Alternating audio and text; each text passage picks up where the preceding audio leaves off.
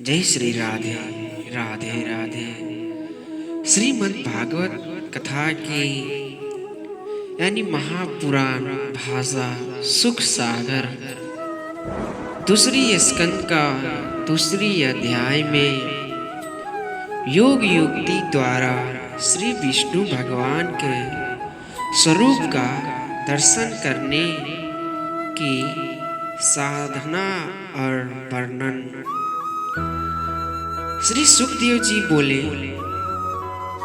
हे राजा परीक्षित, धारणा में बड़ी शक्ति है। एक समय इसी धारणा के बल पर तो ब्रह्मा ने सृष्टि का पुनः निर्माण किया। जब अभ्यासी आसन और प्राणायाम द्वारा इंद्रियों को निर्वासित कर लेता है, तब उसे धारणा का विषय ग्रहण करना पड़ता है। धारणा का अर्थ है धारण करना। जब आसन पर बैठा हुआ अभ्यासी प्राणायाम के पश्चात इंद्रियों की चंचलता त्याग देता है, तब उसका मन एकाग्र हो जाता है।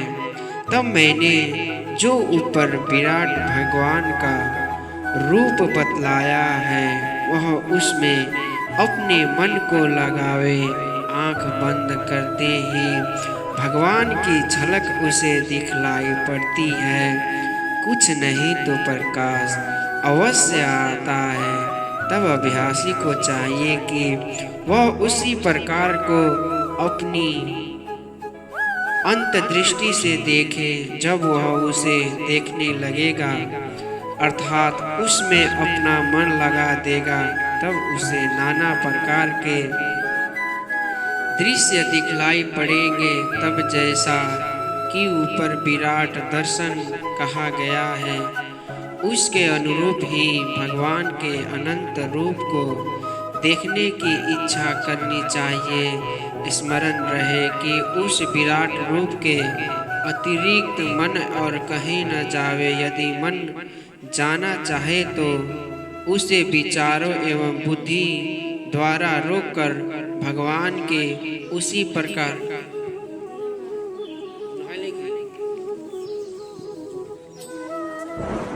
अथवा उसी दृश्य में लगावे जो उसे दिखलाई पड़ता था। तब एक के बाद दूसरा और दूसरे के बाद तीसरा, इस प्रकार संकल्पों के द्वारा भगवान के समस्त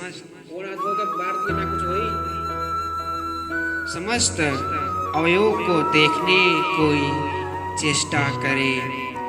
अनेक प्रकार से भगवान के अनंत रूप और अनेक प्रकार के सुंदर प्रकाश का दर्शन होगा, परंतु उससे भी उसे संतोष न करना चाहिए और उत्तरोत्तर से भगवान के अनंत रूप का दर्शन करने के लिए पूर्ण श्रद्धा भक्ति एवं गदगद हृदय और अश्रु प्रभाव संयुक्त बंद नेत्रों से देखने की चेष्टा करते रहना चाहिए, क्योंकि वह ऐसा मायामय मार्ग है, ऐसा वासनामय स्वप्न है कि जिसमें भ्रमता हुआ जिज्ञासु परम सुख अर्थात मोक्ष का लाभ नहीं करता, क्योंकि वहाँ तक तो स्वर्गाधिक लोक है और मोक्ष उससे कहीं आगे है।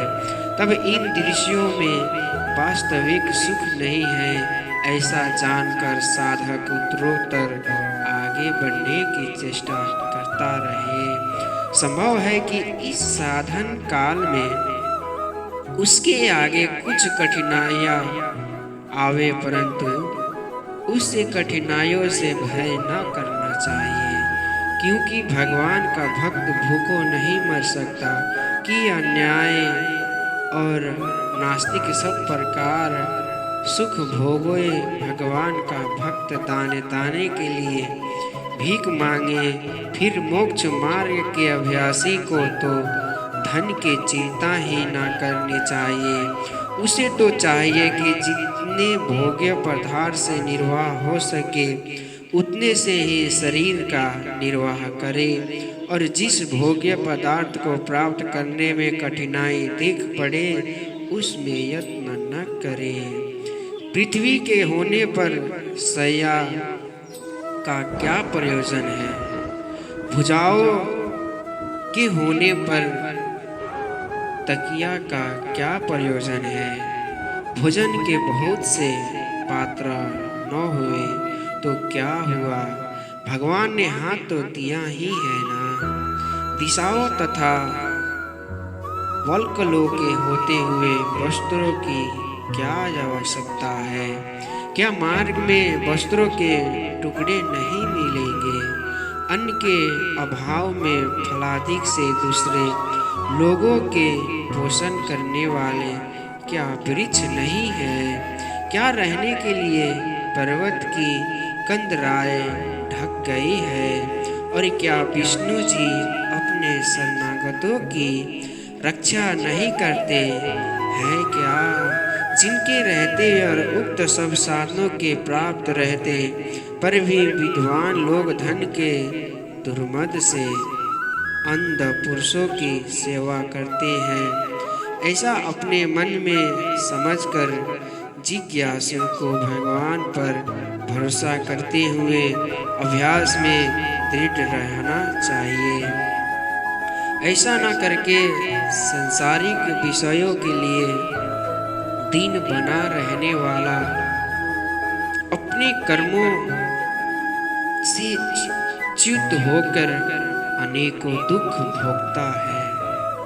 हे राजन, अभ्यासी को चाहिए कि वह धारणा करने में अपने अंतःकरण में स्थित शंख चक्र गदा पांव और धारण करने वाले चतुर्भुज भगवान का ध्यान करे और ऐसा संकल्प करे कि भगवान के कमल समान लंबे नेत्र तथा कदम्ब पुष्प के केसर के समान पीतवर्ण का वस्त्र है। वे रत्नों से जड़े हुए सोने के बाजूबंद पहले हैं। चमकते हुए महारत्नों से युक्त किरीट धारण किए हैं। कानों में कुंडल चमक रहे हैं। जिनके चरण कमल में लक्ष्मी निवास करती है। हृदय पर श्रीवत्स का चिन्ह है। जो निर्मल वनमाला धारण किए हुए हैं वे क्षुद्र घटिया युक्त कौस्तुभ भमनी की माला पहने अम्ललान शोभा से सर्वथा ही शोभामयान है। उनकी घुंघरू वाले श्याम केशों से शोभामयान नीली अलकी शोभा बढ़ा रही है और जो मंद मंद मुस्कान से बड़े ही मनोहर जान पड़ते हैं, अपने उदार लीलाए में हास्य तथा चितवन से सुशोभित भक्तों के ऊपर दया करते हैं। इस प्रकार की भावनाओं से ईश्वर भक्त सर्वदा देखता ही रहे कि जब तक धारणा से मन निश्चल न हो जावे तब तक इस क्रम से चलकर जब योगी इस शरीर को देखना चाहे तब काल और देश का विचार न करते हुए वह जहाँ चाहे सुखपूर्वक दृढ़ आसन पर बैठकर मन सहित प्राणों को रोके, फिर अपनी निर्मल बुद्धि से मन को बुद्धि में मिलाकर बुद्धि आदि को कि दृष्टा क्षेत्र में मिलावे और इस क्षेत्र यज्ञ को शुद्ध आत्मा में मिलावे तथा आत्मा को ब्रह्मा में मिलाकर बुद्धिमान मनुष्य शांति को प्राप्त होकर कार्य से अलग अलग हुए। जिस ब्रह्मा स्वरूप में देवताओं का भी भ्रम यानी परम प्रभु काल कुछ करने के लिए समर्थ नहीं होता है, तो लोक स्वामी देवताओं का कहना है कि क्या है। ब्रह्मा सत्ता सबसे परे है, उसी को योगियों ने नेति नेति कहकर गान किया है। परंतु उसी पद को प्रथम श्रेणी का अभ्यासी श्री विष्णु जी का परम पद मानकर धारणा भक्ति करते हैं। किंतु जो जन ब्रह्म तत्व में लीन शास्त्र ज्ञानी निर्वासनिक और दुख दौर मनुष्य आदि से सर्वथा रहित है, वे सीधासन लगाकर अपनी एड़ी से अपनी वायु को रोककर छह स्थानों से पार कर प्राण वायु को ऊपर चढ़ाते हैं। तब वे पहले नाभि में स्थित पवन को हृदय में आरोपण करके वहां से उद्धान वायु द्वारा वक्ष स्थल में आरोपण करे और फिर बुद्धि से विचार कर धीरे धीरे उसे अपने तालु के मूल में पावे। तत्पश्चात श्रवण नेत्र नासिका और मुख इन सातों छिंद्रों को मुदकर अपेक्षा रहित योगी तामुमूल से दोनों भव्य के बीच में उस श्वास को लावे।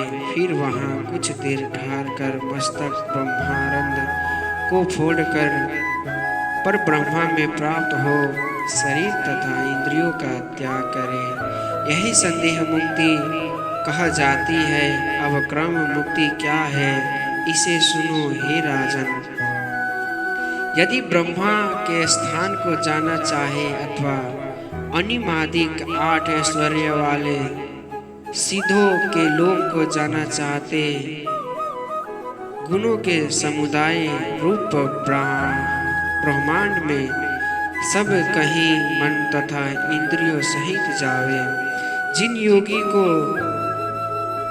सूक्ष्म शरीर प्राप्त है, वे समस्त त्रिलोकी में चाहे जहाँ जा सकते हैं, परंतु सकाम साधक उस शक्ति को नहीं प्राप्त कर सकता जिसे योगी विधा तप योग और समाधि द्वारा प्राप्त करते हैं। क्योंकि सुषुम्ना नाड़ी के द्वारा वह आकाश और ब्रह्मालोक में अग्नि के अभिमानी देवताओं को प्राप्त होती हैं। तब इस प्रकार में निष्पाप व्यक्ति श्री विष्णु जी के शिशुमार चक्र को प्राप्त हो अति सूक्ष्म और निर्मल लिंग शरीर से ब्रह्मा ज्ञानियों के उस स्थान में पहुंच जाते हैं जो समस्त देवताओं एवं सर्वलोकों से सर्वथा नमस्कृत होता रहता है। उसी लोक में महाकल्प पर्यंत वायु वाले भृगु आदि महर्षि रमन करते रहते हैं। तत्पश्चात वह अनंत जी के मुख की अग्नि से जलते हुए त्रिलोक को देखकर सिद्धेश्वरों के विमानों से सेवित स्थान ब्रह्मापद को प्राप्त होते हैं। वहां पहुंचने पर शोक दुख सुख नहीं रहता, वहां न वृद्धता है और न मृत्यु। ऐसा योगी बिना परिश्रम ही अग्नि रूप और जल रूप भी धारण कर लेता है।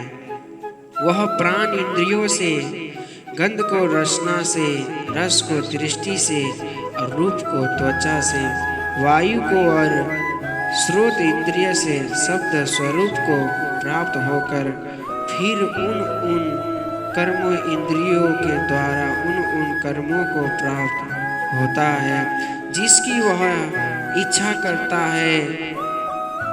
तब वहाँ भूत सूक्ष्म तथा इंद्रियों के लक्ष्य स्थान तामस राजस और सात्विक अहंकार को प्राप्त होकर क्रमशः उस प्रकार के अहंकार व महत्व को प्राप्त हो जाता है जिसमें पहुँचने से सब गुण आप ही आप लीनता को प्राप्त करते हैं। फिर उस प्रधान रूप से आनंदित होकर सब प्रकार की उपाधियों से रहित परमात्मा को प्राप्त हो जाता है। जो विष्णु भगवान कि इस उत्तम गति को प्राप्त होता है, वह फिर इस संसार